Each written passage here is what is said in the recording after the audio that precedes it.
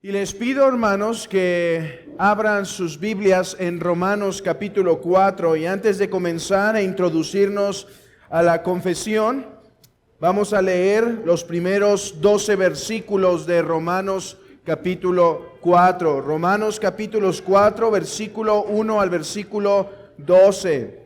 No tienen que ponerse en pie. Dice así el versículo 1. ¿Qué pues diremos? Que halló Abraham nuestro padre según la carne. Porque si Abraham fue justificado por las obras, tiene de qué gloriarse, pero no para con Dios. Porque, ¿qué dice la Escritura? Creyó Abraham a Dios y le fue contado por justicia. Pero al que obra, no se le cuenta el salario como gracia, sino como deuda.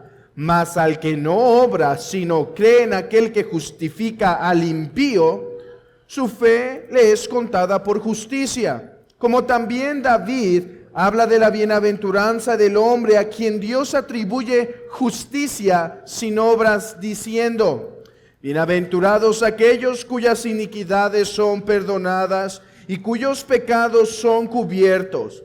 Bienaventurado el varón a quien el Señor no inculpa de pecado. ¿Es pues esta bienaventuranza solamente para los de la circuncisión o también para los de la incircuncisión? Porque decimos que a Abraham le fue contada la fe por justicia. ¿Cómo pues le fue contada? ¿Estando en la circuncisión o en la incircuncisión? No en la circuncisión, sino en la incircuncisión. Y recibió la circuncisión como señal, como sello de la justicia de la fe que tuvo estando aún incircunciso, y para que fuese padre de todos los creyentes no circuncidados, a fin de que también a ellos la fe les sea contada por justicia, y padre de la circuncisión para los que no solamente son de la circuncisión, sino también siguen las pisadas de la fe que tuvo nuestro padre Abraham antes de ser circuncidado. Hermanos, el día de hoy vamos a indagar sobre el capítulo 11 de nuestra confesión, sobre la justificación, la doctrina de la justificación, capítulo 11 de nuestra confesión.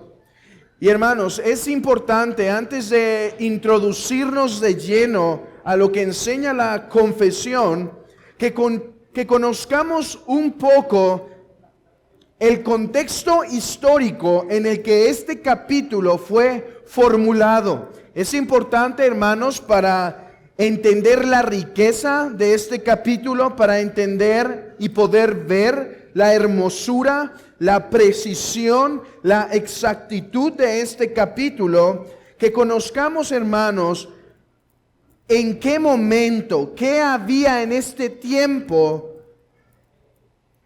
históricamente que produjo este capítulo.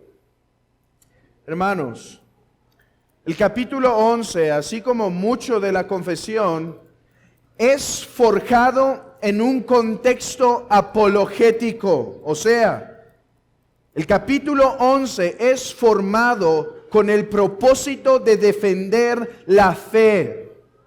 El capítulo 11 de la confesión es un tratado para defender la postura bíblica de cómo es que el hombre se justifica para con Dios. La doctrina de la justificación es llamada la causa material de la reforma. La causa material. Aquí su atención. Al menos se habla de dos causas que produjeron la reforma: la causa material y la causa formal. La causa formal, hermanos, cuando escuchen ese término, la causa formal de la reforma, es lo que produjo la reforma, pero que en realidad no era visible a los ojos tan fácilmente. ¿Cuál era la causa formal de la reforma? Sola Escritura, las Escrituras. ¿Qué fue lo que llevó a los reformadores a debatir otros temas como la adopción, la justificación? ¿Qué fue lo que produjo eso? La causa formal es la Escritura. La causa material de la reforma, hermanos, o sea, ¿qué es lo que se veía, en lo que se debatía? Es la justificación. ¿Me explico? La causa formal está en la mente. La causa formal está en la mente de los reformadores, las Escrituras. La causa material es la doctrina de la justificación. Para ponerlo en una manera sencilla, cuando alguien hace una escultura, la causa material es el mármol. La causa formal, que no se ve, que solo está escondida, por decirlo de una manera, son los planos, son los trazos, es la idea de la escultura. Así también en la reforma, la justificación, la causa material, o sea, lo que se ve, y la causa formal, las Escrituras. Así que, hermanos, lo primero que debemos saber respecto a nuestro capítulo 11 es que es un ataque directo en contra de Roma. Es un ataque directo en contra de Roma. Y primero debemos ver qué enseña y enseñaba. Porque aunque hay algunas diferencias hoy en día, cuando uno estudia lo que Roma creía en el siglo XVI y uno estudia lo que Roma cree en el siglo XXI, sus concilios y catecismos siguen enseñando sustancialmente lo mismo. Sustancialmente lo mismo. Así que, ¿qué creía Roma? Primero debemos decir que Roma no creía en una salvación por obras absoluta. Hermanos, es importante entender esto porque muchas veces estamos en la calle defendiendo la fe y estamos diciendo, sí, como el catolicismo romano que cree que la salvación es por las obras. ¿Saben? Si un católico romano conoce verdaderamente sus catecismos, alguien podría decir, estás mintiendo. Eso no es lo que Roma cree. Según el Concilio del Trento y el Catecismo, creemos que la salvación es por la gracia de Dios. Roma en sus anatemas, cuando Roma declara anatemas, una de ellas es en contra del pelagianismo. Pelagio, aquel monje que enseñaba que el hombre podía ser justo delante de Dios y librarse de su pecado y estar bien ante Dios por medio de las obras, aunque ni aun Pelagio rechazaba la gracia, pues decía que hacía este trabajo más fácil, que aunque el hombre es el que se esfuerza y puede hacerlo sin la gracia de Dios y no es necesaria, sin embargo, esta ayuda a hacer el trabajo más fácil. Roma manda un anatema sobre esta herejía. Roma dice que la salvación, y estuve leyendo el Concilio de Trento para no decir algo errado, y lo puedes leer, hermano, creo que es muy útil conocer más precisamente lo que Roma enseña. Y el Concilio de Trento dice que el hombre solo puede ser salvo por la gracia de Dios. De hecho, cuando uno estudia su sistema sacramental, o sea, sus 7 sacramentos, uno puede ver que en estos 7 sacramentos, lo que gira en torno de ellos es lo que ellos denominan gracia. Su sistema sacramental no es nada si el término gracia no está en sus definiciones. Además, hermanos, ¿saben esto? Roma cree en la justificación. Roma cree en la justificación.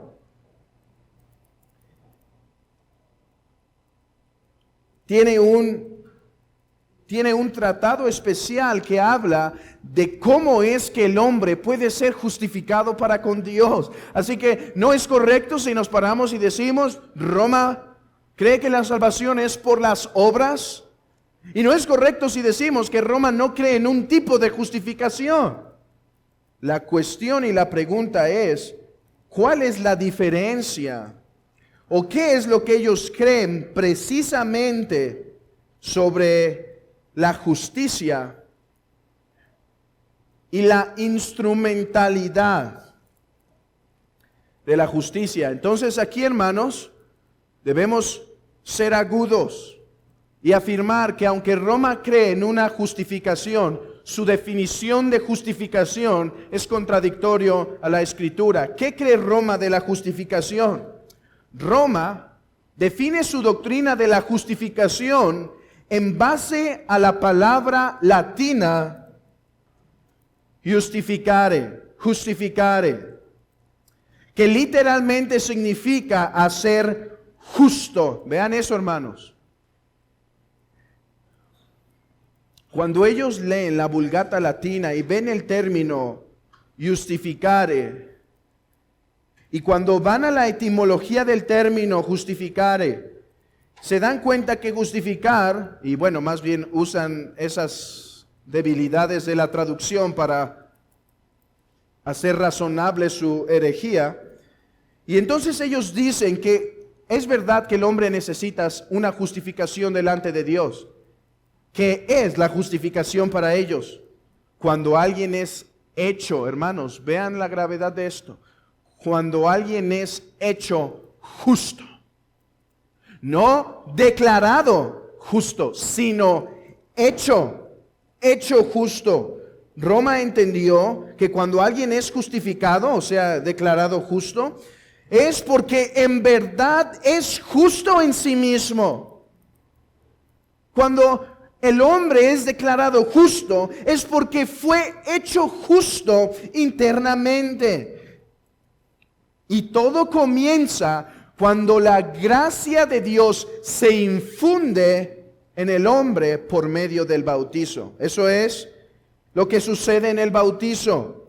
En el bautizo hay una infusión de gracia que ayudará al hombre a eliminar el pecado original y a poner su hábito a favor de las cosas justas, de tal manera que después, a través de las obras, pueda ser justificado, pueda ser internamente justo, moralmente justo. Para Roma, ser justificado es el proceso por el cual se infunde y derrama místicamente los méritos de Cristo en nosotros sobre el alma. Yo sé que aquí, cuando hablamos en estos términos, suele ser un poco abstracto y difícil de cachar lo que se está diciendo. Así que permítanme poner un ejemplo que es muy bueno, porque no es mío, hermanos, no crean que soy tan orgulloso. No es mío, pero es muy bueno.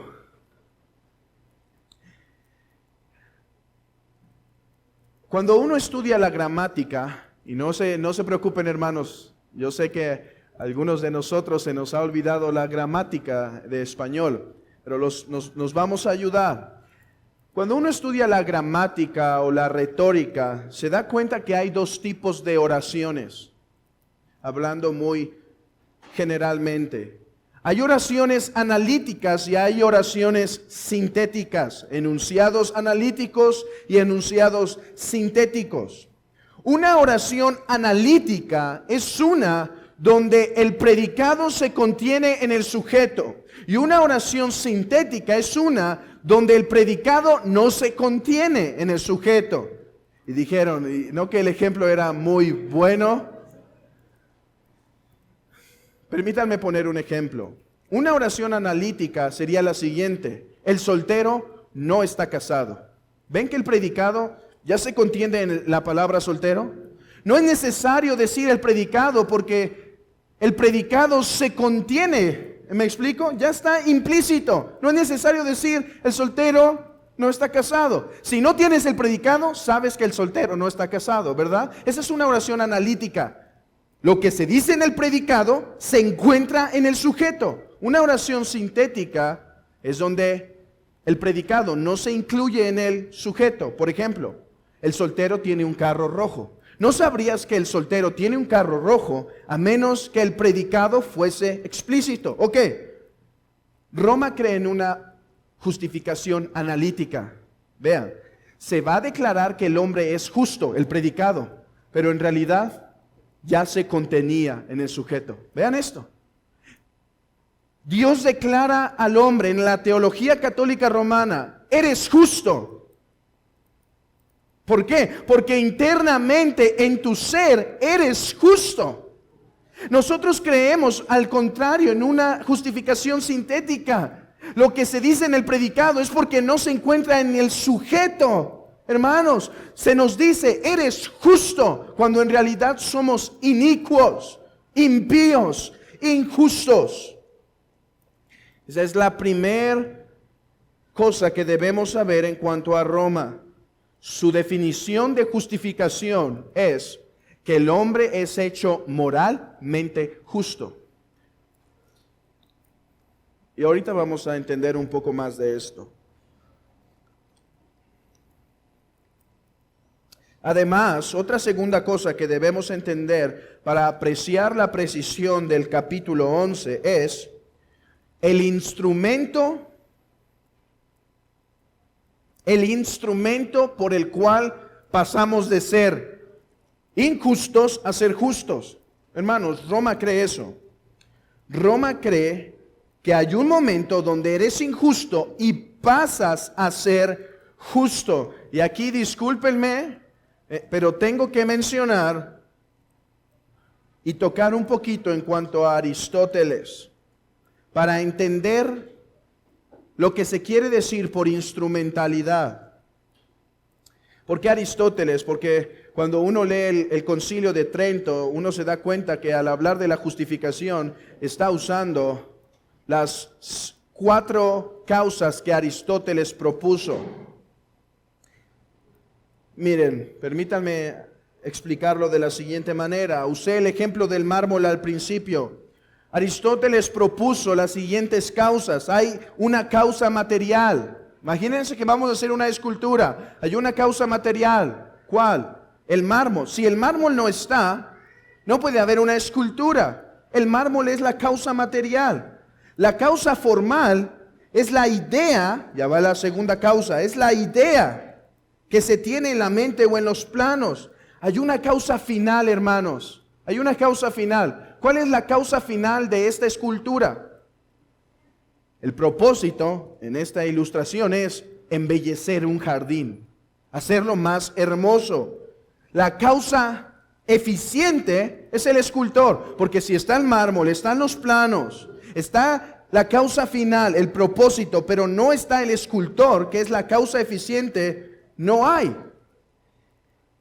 Y hay una quinta causa que se llama la causa instrumental. ¿Cuál es, hermanos? El cincel, bueno, no soy experto en esculturas, pero el cincel es la causa instrumental. Entonces vean aquí, hermanos, la causa formal es la idea de hacer la escultura, pero aunque se tiene la idea, aunque el hombre se pare enfrente del mármol, si no hay una causa instrumental, el mármol jamás se convertirá en la escultura. Dice, la teología romana aplica esta doctrina o esta categoría de causación enseñada por Aristóteles en su sección 6, capítulo 7 del Concilio del Trento sobre la justificación y sus causas, y dice lo siguiente: ¿cómo es que pasamos de ser injustos a ser justos? A través de los sacramentos. A través de los sacramentos es que el hombre es justo. Hermanos, ¿qué es justo según la teología católica? Es ser transformado internamente o ser hecho moralmente justo. ¿Cómo? Por los sacramentos. Por los sacramentos. Estas dos cosas deben entonces estar en nuestras mentes a la hora de introducirnos al capítulo 11. Una, justificación es ser hecho moralmente justo. Dos, el medio para ser hecho moralmente justo son los sacramentos. Ok, veamos el párrafo 1 del capítulo 11. Párrafo 1, capítulo 11. A quienes Dios llama eficazmente, también justifica gratuitamente. Vean esto, hermanos.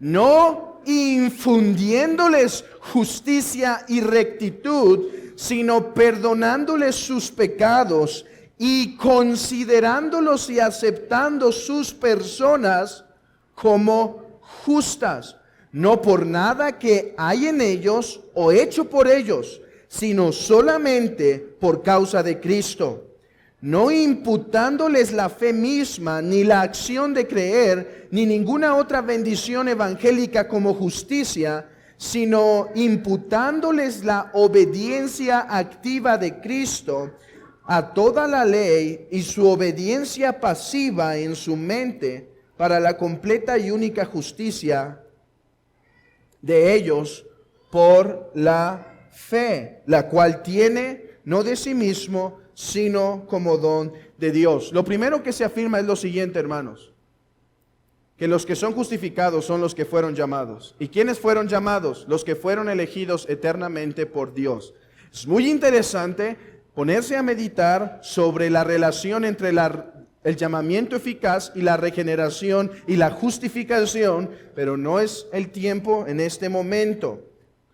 Este párrafo puede ser titulado, si estás titulando tu confesión, puedes titularlo de la siguiente manera: la definición de justificación.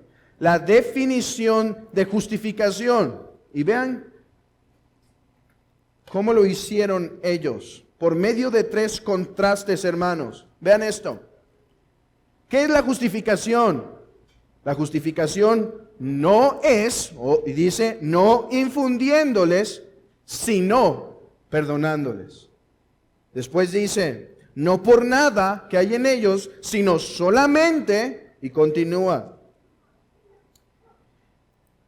no imputándoles fe misma, sino imputándole la obediencia de Cristo. ¿Pueden ver cómo define la confesión la justificación? Por medio de 3 contrastes. Por medio de 3 contrastes. Y en el primer contraste tenemos la esencia de la justificación. La esencia de la justificación no es que somos infundidos. ¿Pueden ver, hermanos? ¿Qué acabamos de ver que es la justificación para Roma?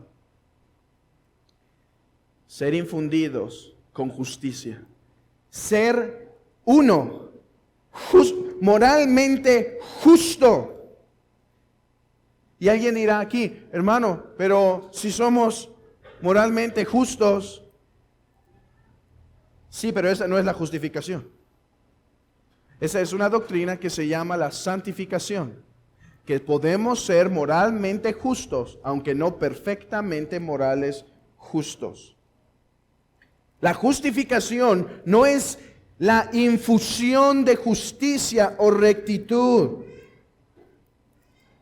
Esta frase va directo a Trento, no es infusión. Entonces, ¿qué es? Dice, sino el perdón de los pecados y el considerar y aceptar a una persona como justa. Hermanos, esta es la esencia de la justificación.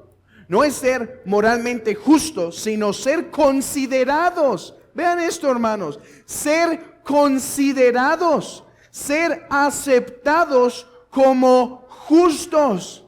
Sí, hermanos, la justificación es tomar a un injusto como justo. Lo leímos en Romanos 4, que Dios es el que justifica al impío.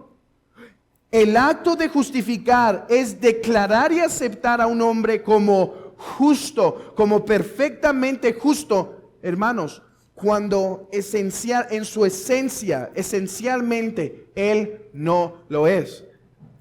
Ok, regresemos nuestra mente. Oraciones analíticas y oraciones sintéticas. La oración analítica es cuando el predicado no es necesario porque el sujeto lo contiene. El hombre es justo, es declarado justo porque es justo. Hermanos, vean esto. Nosotros somos declarados justos cuando en nuestro sujeto no se encuentra la justicia. Eso es la justificación. Eso es la justificación.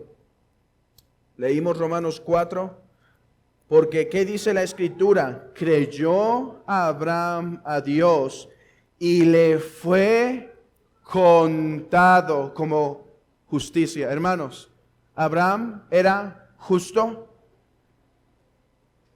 Alguien puede decir, pues sí era en parte justo, pero la cosa es que no necesitamos ser en parte justo para estar delante de Dios, sino perfectamente justo. Un poquito de justicia humana no nos puede dar delante de Dios la justificación. Tiene que ser su don, tiene que ser su decreto.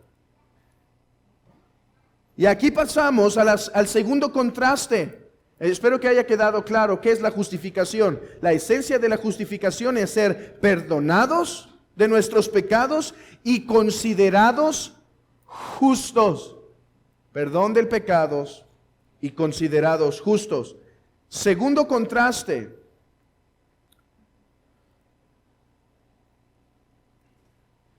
No por nada que hay en ellos o hecho por ellos, sino solamente por causa de Cristo.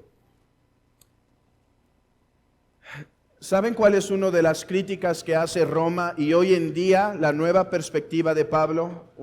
Una herejía que se está levantando entre los eruditos paulinos.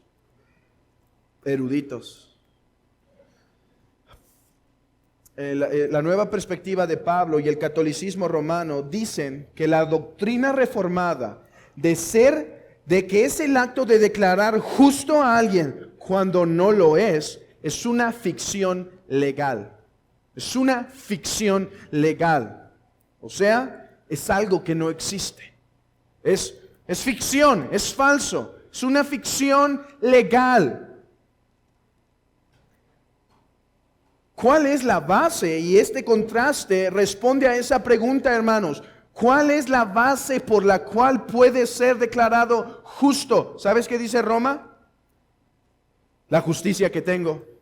¿Por qué eres declarado justo? Preguntas a un católico. Él debe responder, por la justicia que tengo. Porque inherentemente en mí soy justo debido a mi sistema sacramental. La justicia de Cristo me ha sido infundida como si fuese una sustancia. No dirían eso, pero es para tratar de explicarlo. Como si fuese una sustancia, y ahora en mi ser soy fundamentalmente y esencialmente justo.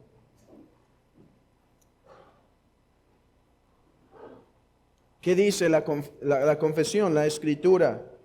No por nada que hay en ellos o hecho por ellos. No eres declarado justo, hermano, por algo que hagas, por algo que eres o por algo que haces, sino solamente por causa de Cristo. Solamente por causa de Cristo.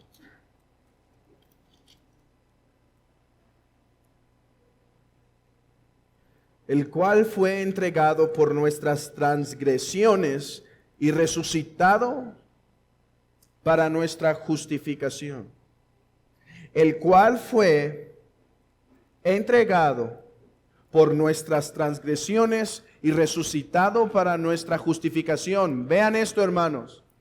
La razón por la cual puede ser declarado justo es porque Cristo es justo. Y cuando alguien venga a ti y diga, es que tu manera de ver la justificación en realidad es una ficción legal, hermanos, y en esta parte podríamos quedarnos lo que resta de la lección. Espero avanzar más, pero si aquí nos quedamos será suficiente. La confesión aquí está encerrando algo que es conocido, y lo han escuchado ustedes continuamente, como unión con Cristo. La unión con Cristo. ¿Qué es la unión con Cristo? Permítanme citar a un reformador para resumirlo. Primero, nosotros debemos entender que mientras que Cristo permanezca fuera de nosotros y nosotros separados de Él, todo lo que ha sufrido y hecho por la salvación de la raza humana permanece sin beneficio y sin valor para nosotros. Aquí, lo que es la unión con Cristo es la enseñanza, hermano, que la única razón por la cual Dios hace los beneficios de la salvación en ti es porque tú te encuentras unido a Cristo. No hay otra razón. Y dice, ¿y dónde está eso? En la confesión dice, sino solamente por causa de Cristo. Esa frase resume lo que se conoce como la unión con Cristo. Además, hermanos,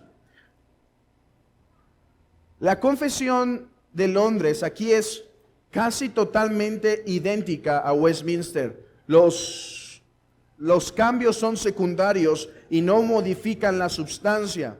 Y cuando uno va a la confesión de Londres y a sus catecismos, puede ver algo importante. La unión con Cristo es discutida antes de hacer las preguntas de la justificación. La doctrina de la unión con Cristo es discutida antes de entrar a la doctrina de la justificación. Esto quiere decir que los autores de la confesión tienen en su mente y estas doctrinas están siendo formadas y estructuradas debido a su entendimiento de la doctrina de la unión con Cristo. Repito, ¿qué enseña la doctrina de la unión con Cristo? Hermanos, para hacerlo lo más sencillo posible, la doctrina de la unión con Cristo es la respuesta a la siguiente interrogante: ¿por qué Dios te hace bien a ti? Si en ti no hay inherentemente bondad, ¿por qué Dios te hace bien si no eres digno? No eres digno ni para recibir el llamamiento eficaz, la regeneración, la justificación, la adopción, la santificación y la glorificación. Entonces, ¿por qué? ¿Sabes por qué? Por virtud de la unión con Cristo. Porque mientras permanezcamos fuera de Cristo y no unidos a Él, no hay dignidad para que Dios pueda hacernos un bien. Pero una vez estamos unidos a Cristo, podemos recibir la bendición de la justificación. Aquí está el punto.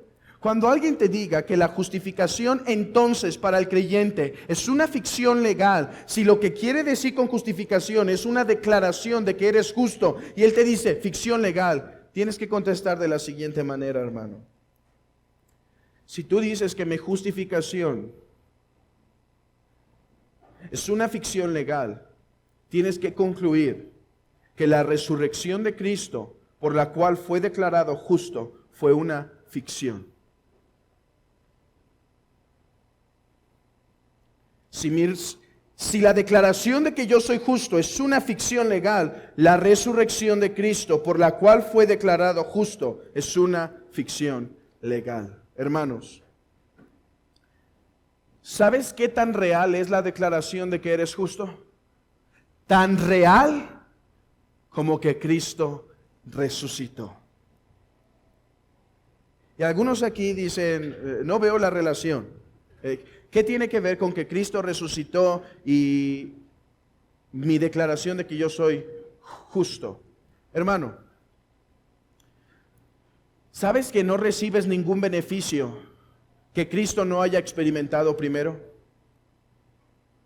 No recibes ningún beneficio de la salvación que en una forma de hablar Cristo no haya experimentado primero. ¿Sabes por qué eres declarado y hecho santo? Porque Jesucristo fue en su resurrección apartado de los pecadores y hecho santo. ¿Sabes por qué eres adoptado? Porque Cristo, y esto lo veremos la siguiente exposición, Cristo en un sentido de hablar fue declarado y hecho hijo de Dios. ¿Sabes por qué eres justificado, hermano? Hermano, eres justificado porque Cristo fue justificado. Si Cristo no fue justificado, tú no puedes participar de algo que Cristo no participó. Vean esto.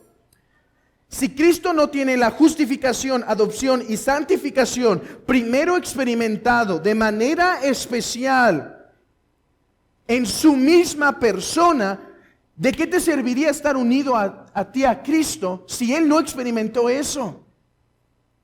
Hermanos, cuando necesitamos el pan, no nos acercamos a alguien que carece de pan. ¿Necesitas justificación, hermano? ¿Necesitas adopción? ¿Sabes? Solo en Cristo se hallan porque Él las experimentó primero. Y solo lo que Él experimentó, nosotros podemos experimentar. 1 Timoteo 3, 16. 1 Timoteo 3.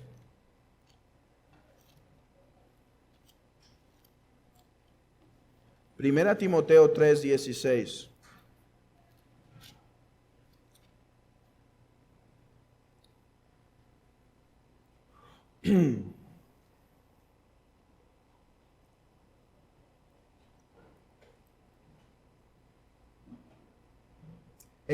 Indiscutiblemente, grande es el misterio de la piedad.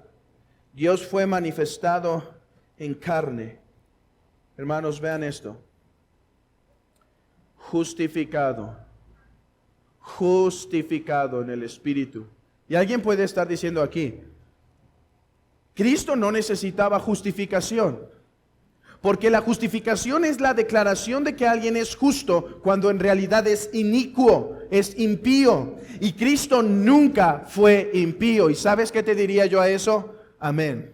Amén. Claro que Él no fue impío, es el santísimo Hijo de Dios. Pero nota esto, por la relación que Él tuvo con el pecado, siendo nuestro abogado y fiador, cuando muere en la cruz, la resurrección es su justificación.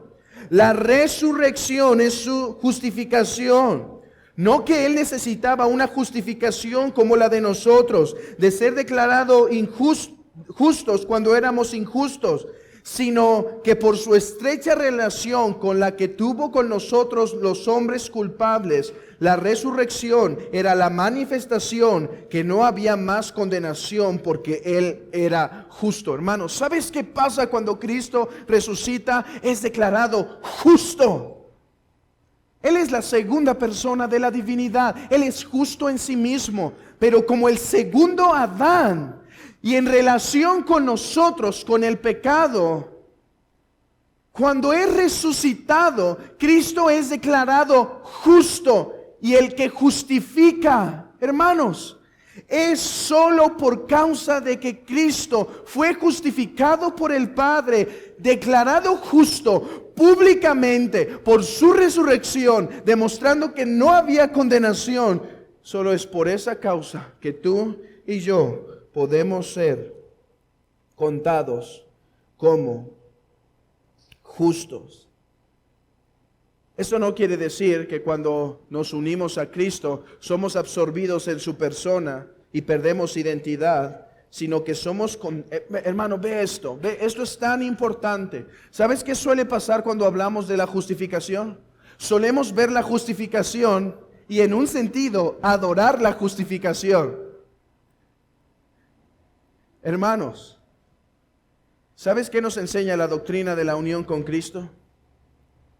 Amar y ver al Redentor y no al beneficio de su redención solamente. A veces solemos pensar de la justificación, y es verdad lo que dijo Lutero, digo amén a lo que dijo Lutero, que es la doctrina sobre la cual una iglesia cae o se mantiene. Estoy de acuerdo que tiene un lugar primordial y especial. Pero hermanos, más allá de la justificación, debemos entender que cuando soy declarado justo, es porque Cristo, mi Redentor, soy unido a Él Y por eso, hermanos, por eso la declaración que yo soy justo no es ninguna ficción legal, sino como tan real como su resurrección. Tan real. Hermanos, esto lo dice el apóstol Pablo en otras palabras en 1 Corintios 15, cuando dice, si Cristo no resucitó, y si Cristo no resucitó, vuestra fe es vana, aún estáis en vuestros pecados. Ve esto. Ok, si Cristo murió por los pecados, pero no resucitó, no fue declarado justo. No importa que estés unido a Él, si no resucitó, Él no fue declarado justo. No te puede dar algo de lo que no participó. Pero si fue resucitado y declarado justo, entonces tú puedes participar de esa justicia. Lo leí hace un momento en Romanos capítulo 4, versículo 25.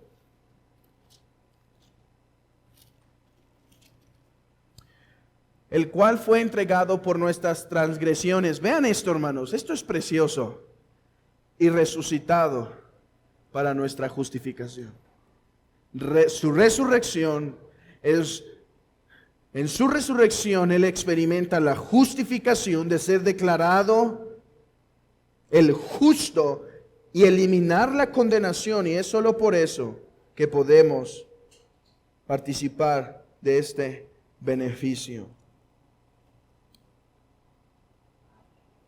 Hermanos, para ponerlo en otras palabras y pasar al siguiente contraste, lo que quiero decir,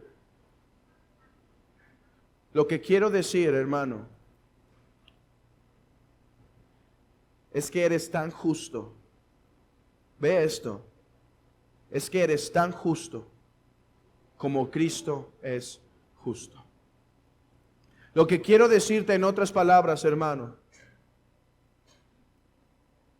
es que tu permanencia en el cielo es tan real, tan verdadera, tan segura, ve lo que voy a decir, como la permanencia de Cristo a la diestra del Padre. Eso es unión con Cristo. Y eso es unión con Cristo en relación con la justificación, que somos justificados porque somos unidos a Él. Y hay otras gracias que se reciben en unión con Cristo. La gracia de la santificación y adopción, lo que ha sido conocido como la duplex gratia, que vamos a ver más adelante. Ok, hermanos, ya hemos visto la esencia de la justificación, ser perdonados y contados o considerados como justos. Ya vimos la base, hermanos. ¿Cuál es la base entonces de nuestra justificación? Cristo, su persona, no es una ficción legal, es tan real como Cristo vive en los cielos hoy en día, hermanos. Oh, regocijémonos, alegrémonos, hermanos. Nuestra justificación es tan real como que Cristo vive el día de hoy y por los siglos de los siglos. Ahora veamos el método. ¿Cómo es? ¿Ok? Cristo es la base meritoria. No, yo no tengo méritos. Cristo es la base meritoria de ser declarado justo. ¿Y cuál es el método? Dice el último contraste: no imputándoles la fe misma, ni la acción de creer, ni ninguna otra obediencia evangélica como justicia, sino imputándoles la obediencia activa de Cristo y toda la ley y su obediencia pasiva en su muerte para la completa y única justicia de ellos por la fe, la cual tienen no de sí mismos, es don de Dios. Hermanos, ¿qué está definiendo la confesión? ¿Cuál es el método o la causa instrumental de Roma para ser justificado?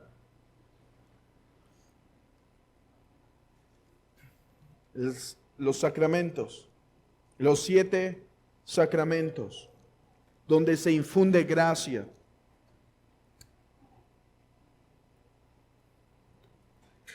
¿Cuál es bíblicamente el método para ser declarado justo?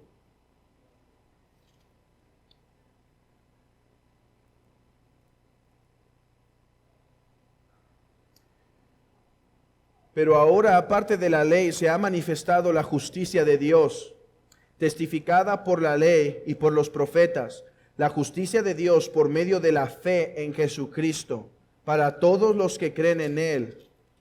Porque no hay diferencia, por cuanto todos pecaron y están destituidos de la gloria de Dios, siendo justificados gratuitamente por su gracia, mediante la redención que es en Cristo Jesús, a quien Dios puso como propiciación por medio de la fe en su sangre, para manifestar su justicia a causa de haber pasado por alto en su paciencia los pecados pasados, con la mira de manifestar en este tiempo su justicia, a fin de que Él sea el justo y el que justifica al que es de la fe de Jesús.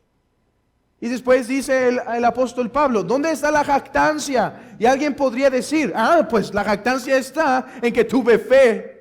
Sí, pero debemos entender algo. Cuando se nos imputa la justicia cuando somos imputados o declarados justos, no es en virtud de la fe. ¿Sabes qué pasaría si esto ocurriera? Toda la humanidad sería declarada justa, porque toda la humanidad tiene fe en algo. La fe por la cual podemos ser justificados no depende de la acción tal cual de creer, o no es en virtud de la acción de creer, sino en virtud del objeto en el que se pone la fe. O sea, Cristo y solamente Cristo.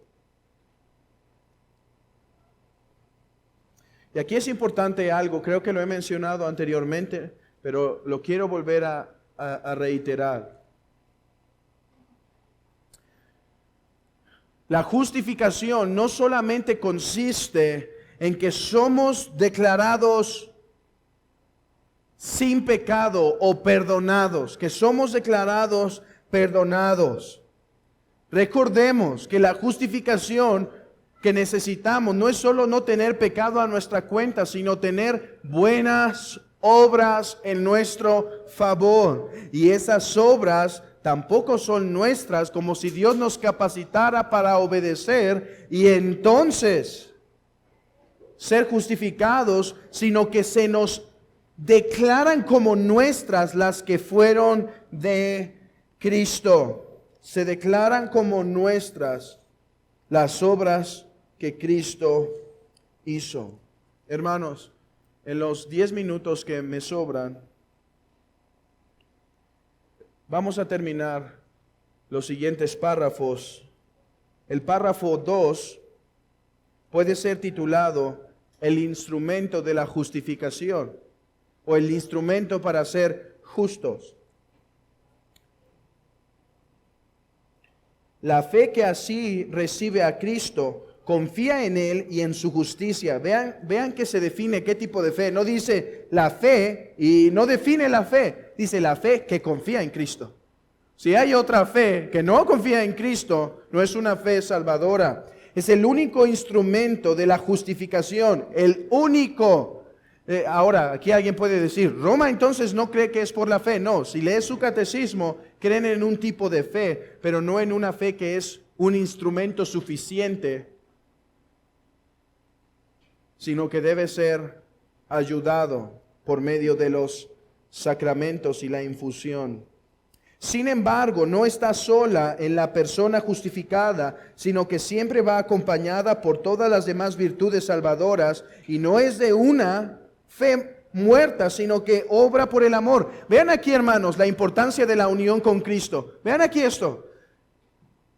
Alguien puede decir, alguien puede decir, es que yo estoy unido a Cristo, pero cuando me uní a Cristo solo recibí la justificación y no las demás gracias. No, eso es partir en pedazos a Cristo. Cuando uno se une a Cristo, recibe con Él todas las gracias que a Él pertenecen. Así que no solo podemos recibir su justicia, sino recibimos su santificación. Somos regenerados y hechos nuevas criaturas en virtud de estar en Él. Oh, cuánto ocupan nuestros días en este mundo evangélico esta verdad,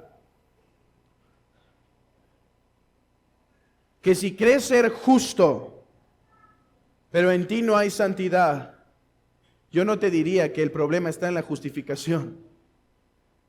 La cosa es que no es una fe verdadera. Porque una fe verdadera es una fe que obra por el amor. Así que como dijo Lutero, es por la sola fe, pero la fe no está sola.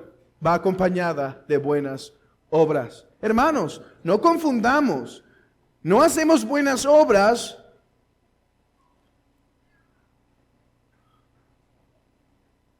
tal cual, porque somos justificados. Hacemos buenas obras porque así como recibimos la justificación, recibimos la santificación.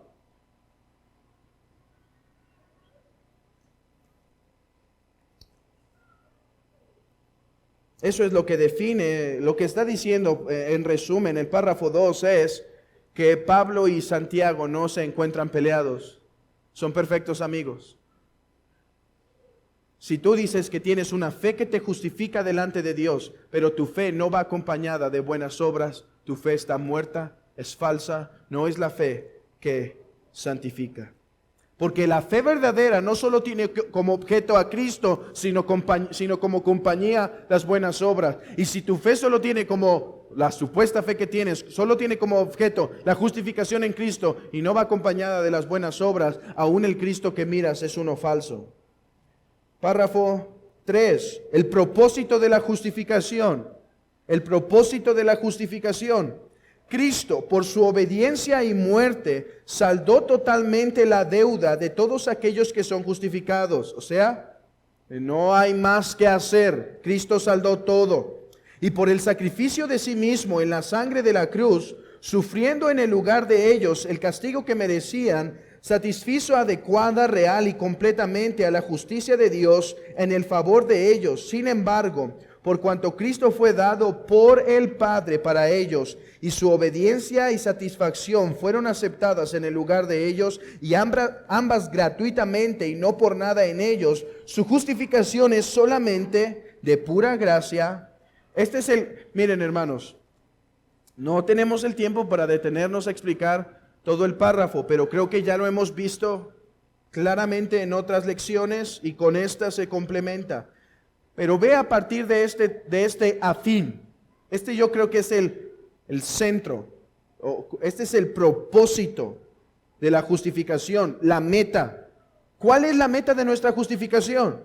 A fin de que tanto la precisa justicia como la rica gracia de Dios fueran glorificadas en la justificación del pecador.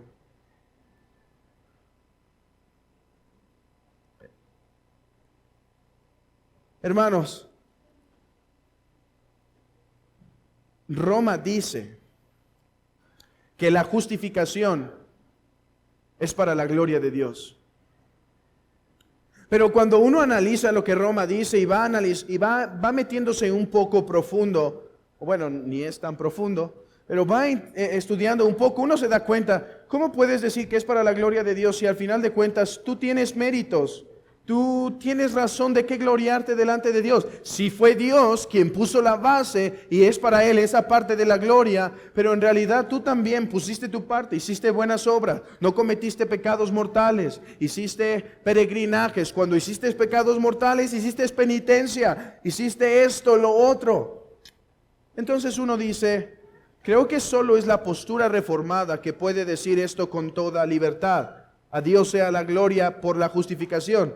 Pero algunos hermanos, a veces nos quedamos con Roma, pero no vemos que el sistema actual del evangelicalismo de hoy en día, de lo que hoy en día se dicen evangélicos, son inconsistentes también.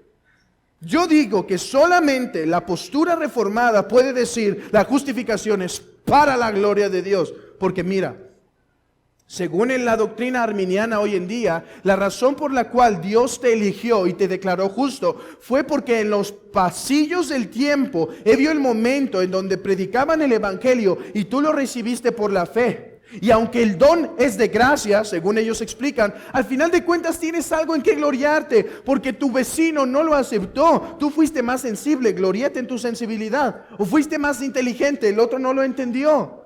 Así que no puede decir un arminiano, aunque no sea católico romano, que la gloria sea a Dios por la justificación. Pero aquellos que creen que estaban totalmente muertos en delitos y pecados y fueron elegidos por la pura gracia de Dios sin ningún mérito que atribuirles, y en su tiempo fueron declarados justos, pueden decir: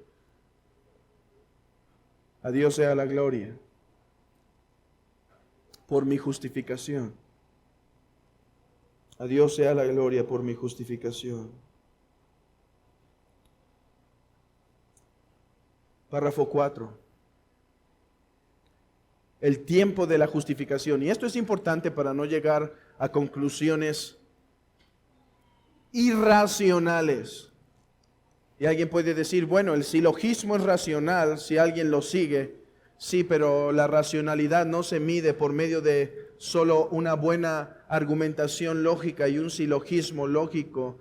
La razón verdadera se rige cuando se somete a la palabra de Dios y entonces es racional. Dice: desde la eternidad pasada Dios decretó a todos los escogidos, pero vean esto, hermanos, aquí la clave, y en el cumplimiento del tiempo. Y en el cumplimiento del tiempo, Cristo murió por los pecados de ellos y resucitó para su justificación. Sin embargo, no son justificados personalmente hasta que a su debido tiempo Cristo les es realmente aplicado por el Espíritu. ¿Qué está evitando aquí? Dos herejías comunes. Bueno, comunes y no comunes. A veces salen como conclusiones naturales. Ok. Si los decretos de Dios son seguros y Él decretó que yo iba a ser justificado, entonces fui justificado en la eternidad pasada. O si Cristo murió y yo estaba en una manera unido a Cristo en el Calvario y ahí satisfizo la ira de Dios, entonces fui justificado en el Calvario. Y en el tiempo desde que nací solo me di cuenta que ya había sido justificado en la eternidad pasada o en el Calvario. Ok, este texto está eliminando esa lógica irracional. Aunque el decreto del Señor era seguro, y aunque en la cruz de Calvario los méritos de nuestra justificación fueron adquiridos, es solo hasta el tiempo que somos justificados. Miren, no tenemos para dar toda la argumentación y desglose, pero ve lo siguiente. Si tú dices que siempre fuiste justificado, entonces yo te diría, entonces ¿nunca estuviste bajo la ira de Dios? Y dices, no, siempre fui justificado, solo a los 8 años de edad me di cuenta, pero ya había sido justificado desde que nací. Mi pregunta es, entonces, ¿qué ira pagó Cristo? Entonces, ¿qué ira recibió si en realidad nunca estuviste bajo la ira de Dios? No. Porque verdaderamente estamos bajo la ira de Dios y en su tiempo, por el Espíritu Santo, Él nos adopta, Él nos justifica y santifica. Es que Cristo recibió la ira. Es porque pasamos de ser hijos del diablo a ser hijos de Dios. Hermanos, ustedes pueden revisar las citas en casa. Me gustaría acabar la lección. La siguiente párrafo puede ser denominado la permanencia en la justicia. Dios continúa perdonando los pecados de aquellos que son justificados. Y aunque ellos nunca pueden caer del estado de justificación, sin embargo pueden por sus pecados caer en el desagrado paternal de Dios. Y en esa condición no suelen recibir la restauración de la luz de su rostro hasta que se humillen, confiesen sus pecados, pidan perdón y renueven su fe y su arrepentimiento. Dos cosas muy importantes. En primer lugar, en contra de los católicos romanos. Ok, ellos dicen que si cometes un pecado mortal, caes de la justicia. Y la única manera de ser restaurado a esa justicia es a través de la penitencia, uno de sus 7 sacramentos. Entonces, primero en contra del catolicismo romano, aquel que es justificado porque está en unión con Cristo no puede dejar de ser justificado. Pero en contra del antinomianismo, hermanos, ¿les han pasado que o les pasó que cuando estudiaron la doctrina de la justificación y de la gracia del Señor y su rostro resplandeció, de repente iban a textos donde habla que el Señor se molestaba y habla duro de sus hijos como si estuviera enojados, pero simplemente agarrábamos en nuestra mente y decíamos, sí, pero bueno, eran justificados? Esa es una actitud antinomiana. Dice claramente, enseñan las Escrituras, que cuando pecas, aunque no pierdes tu unión con Cristo y tu justificación, sí pierdes en una manera el agrado de Dios. El agrado de Dios. Su rostro se obscurece para con nosotros. El Padre, en un sentido, tenemos su desagrado. De la misma manera, hermanos, que en un sentido, cuando andamos en obediencia, el Padre se agrada. El Padre se agrada. Y por último,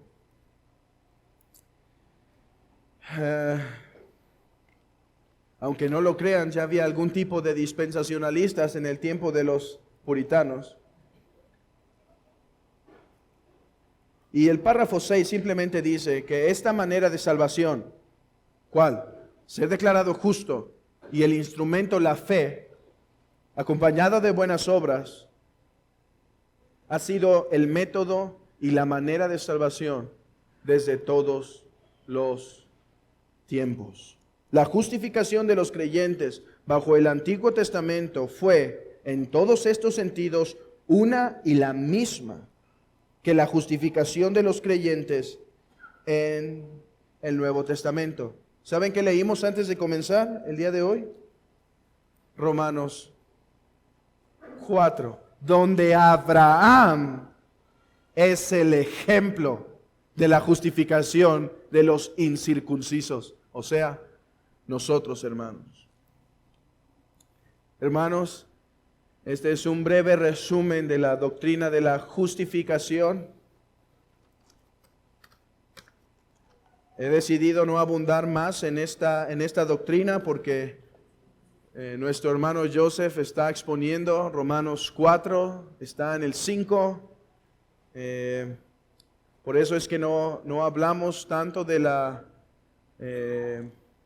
aspecto adámico de la justificación en Cristo, porque ya lo hemos visto con el hermano Joseph y lo vamos a seguir viendo por algunos meses o años, depende cuánto se tarde en Romanos 5 y 6. Es por eso que solo ha sido un resumen breve. Hermanos, algunas cosas de aplicación. Amigo, cuando hablamos de que Dios es el que justifica, afirmamos algo. Él es el juez. Él es el juez. Y ya sea que seas cristiano o no puedes decir, bueno, si no soy cristiano, Él no tiene derecho conmigo. No, Él es juez, es tu Señor, es tu Rey, es tu amo. Y Él te juzgará de tus pecados. Pero amigo, hay una buena noticia y es esta que hemos hablado, que en su gran amor con que nos amó, siendo aún pecadores, Cristo en la cruz murió por nosotros, en su vida vivió por nosotros, en su resurrección resucitó para nosotros. Y si hoy en arrepentimiento y fe te humillas ante Él y besas los pies del Señor para que no se enoje, es que puedes tener el perdón de tus pecados. Hermanos, vean la gran diferencia en el evangelio de hoy en día y el evangelio verdadero. Ponen a Cristo tocando la puerta y dejando entrar. No, Él está, mira, sin puerta. No hay puerta entre Él. Más bien dice, besad al Hijo para que no se enoje. Él no pierde nada si tú te quedas fuera, pero tú lo pierdes todo. Besad al Hijo, humillaos ante el Hijo para que no se enoje. Hermanos, Él es digno de nuestra adoración. Él es nuestro Señor y es nuestro Redentor. Y por su gran misericordia es que podemos pararnos ante el justo Dios. Hermanos, Gocémonos en esta verdad, que tan justos como Cristo somos, solo por su gracia. ¿Y quieres saber cuán segura será tu estancia en la eternidad? Tan segura como la estancia de Cristo por toda la eternidad. Amigo, hay dos maneras en la cual puedes ser salvo. Una es haciendo las obras de la ley perfectamente. El problema es que Gálatas dice que has quebrantado la ley y por lo tanto eres maldito si las tratas de guardar. Santiago dice que el que ofende en un punto ha quebrantado toda la ley. Ok, hay otra manera de salvarte en Cristo. Tus obras en las cuales ya estás muerto y maldito, o Cristo, en el único que puedes vivir.